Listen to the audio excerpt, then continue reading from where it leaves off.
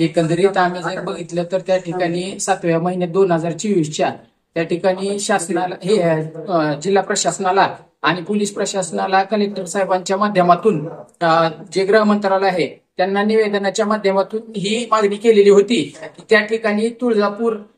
सोलापूर म्हणजे सोलापूर धाराशिव आणि संभाजीनगर हायवेवर त्या ठिकाणी ऐन नॅशनल हायवेच्या लगत त्या ठिकाणी बेकायदेशीर पद्धतीनं जुगार अड्डा चालू आहे दुसऱ्या मजल्यावर त्या ठिकाणी आरसीसी बिल्डिंग मध्ये आणि त्या अनुषंगानं तिथं राजरोज म्हणजे 24 तास रात्री अपरात्री ह्या ठिकाणी वेगवेगळे नशापाणी करत त्या ठिकाणी हा जुगार अड्डा चालतो आणि त्या अनुषंगाने ही लोक ज्यावेळेस ड्रंक अँड ड्राईव्हच्या माध्यमातून वेगवेगळे हिट अँड रनची प्रकरणं घडत असताना आपण जर बघितलं तर त्या ठिकाणी याबाबत संवेदनशीलता बाळगून हे जुगार अड्डे बंद करावे या पद्धतीने मागणी केलेली होती। परंतु दरम्यानच्या काळामध्ये इलेक्शन असेल किंवा आचारसंहिता असेल त्या पद्धतीने आम्हाला त्या ठिकाणी या बाबतीत आम्ही वारंवार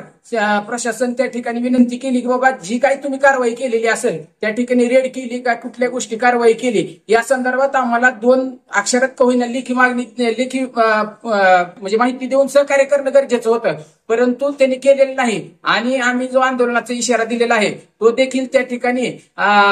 त्या जी कोण असे 2 नंबरवाले आहेत त्यांचं असं म्हणणं आहे की त्या ठिकाणी आम्ही पोलीस प्रशासनाला त्या ठिकाणी हप्ते देतोय आणि 15 दिवस त्या ठिकाणी पोलीस प्रशासन फक्त आम्हाला बंद ठेवायला लावल जास्तीत जास्त ह्याच्या पुढे कुणीही आलं तरी हे धंदे आमचे बंद करू शकत नाही अशी जर मुजरपणा ह्या 2 नंबरवाल्यांचा असेल तर मला वाटतंय की जे गृहमंत्री आहेत तत्कालीन गृहमंत्री आणि आताचे मुख्यमंत्री प्लस गृहमंत्री ह्यांना आमच्या जिल्ह्याचा धाराशिव जिल्ह्याचा त्या ठिकाणी 2 नंबर धंद्याच्या माध्यमातून त्या ठिकाणी बीड करायचा आहे का आणि ह्या अवैध धंद्याच्या आकाच्या आका कोण आहेत ह्याचा देखील त्या ठिकाणी तपास करावा आणि आमच्या जिल्ह्यात त्या ठिकाणी ही वेगळ्या प्रकारची